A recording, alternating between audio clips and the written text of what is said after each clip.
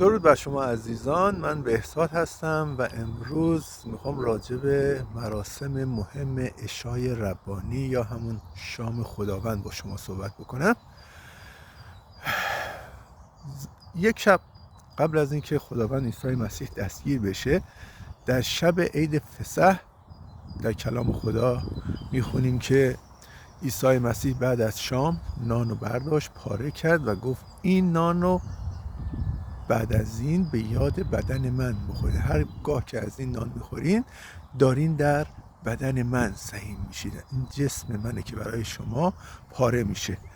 و پیاله شرابم برداشت و گفتش که این از خون من که برای شما ریخته میشه و هرگاه که در این پیاله و نان شریک میشین دارین در جسم من و خون من شراکت میکنین.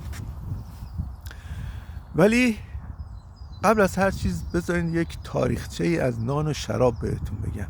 نان و شراب چیز تازه‌ای نبود که مسیح پایه‌گذارش باشه. برمیگرده به زمان پیدایش. در پیدایش ما میخونیم زمانی که ابراهیم مثل که فقط یک جنگ داشت، معمولا مرد صلح و آشتی بود، هر جا بهش درود میگفتن باهاشون کنار میومد. ولی در این قسمت از کلام خدا یه عده حمله میکنن و برادرزادش آقای لوط رو به اسارت میبرن و هرچی هم که اونجا بوده غارت میکنه. در پیدایش 14-18 اینو میخونیم. بله، در پیدایش 14-18 است. و وقتی که ابراهیم با غنایم بر میگرده، آقای ملکی صدق میاد به استقبالش، از شهر بیرون میاد به استقبالش، رو حرمت میذاره و میگه براش نان و شراب بیرون آورد. این قسمت مخصوصا در کلام خدا ذکر شده، نان و شراب. توجه داشته باشین که ملکی صدق و ابراهیم هر دو خادم خدا بودن. چگونه از این نان و شراب آگاه بودن، از حرمتش، از احترامش نمیدونیم. کلام خدا هیچی در این مورد نمیگه، ولی هر دوتا به حرمت این نان و شراب آگاه بودن و به این طریق ملکی صدق به ابراهیم احترام میذاره و مراسم نان و شراب رو با هم دیگه انجام میده.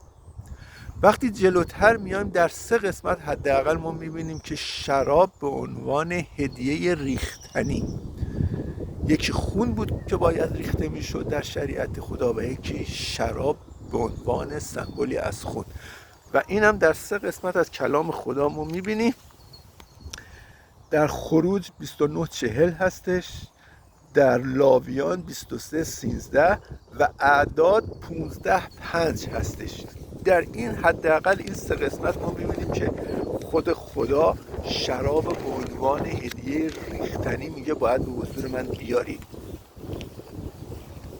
سمبولی از خون هستش، فقط رنگش نیست. هندونه هم، آب هندونه هم قرمزه، آب انار هم قرمزه، آب لبو هم قرمزه، آب گوجه هم قرمزه.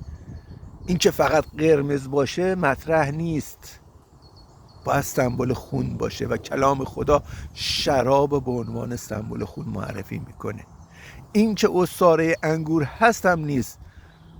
خب از انگور ما هم شیره داریم، هم سرکه داریم، هم عرقسگی داریم.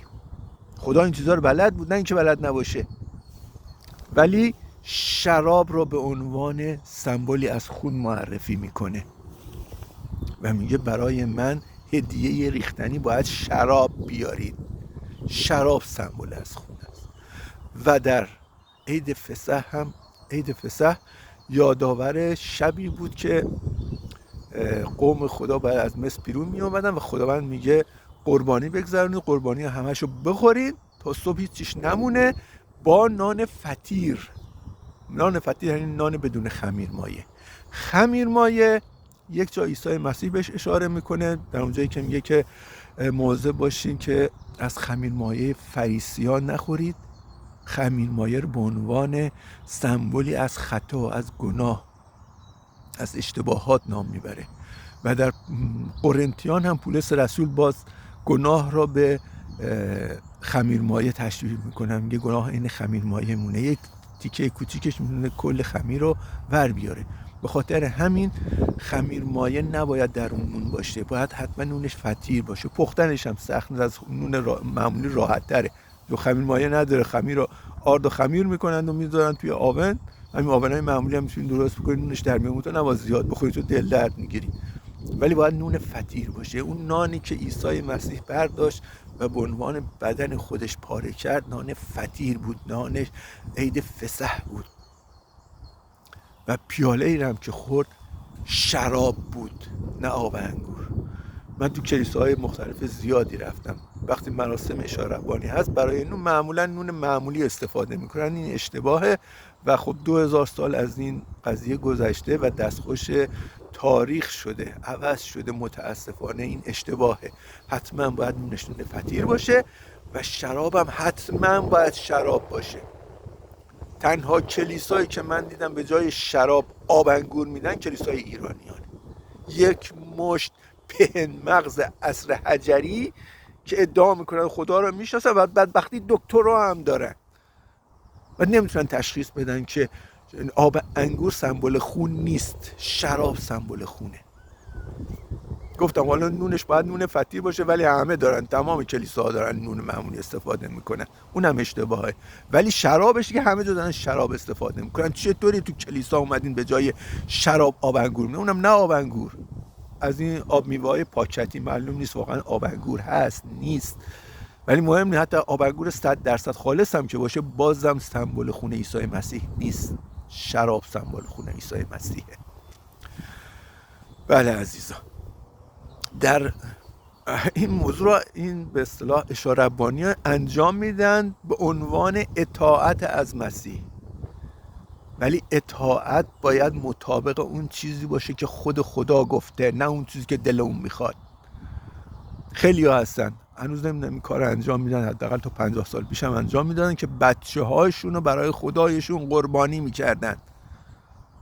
بهترین چیزشو بچه‌شو عزیز دلشو قربانی میکنه، ولی خدا میگه من از این موضوع کراهت دارم. کی گفته این کارو بکنید؟ من کی گفتم این کارو بکنید؟ اطاعت باید مطابق کلام خدا باشه، مطابق آنچه که خود خدا گفته باید باشه.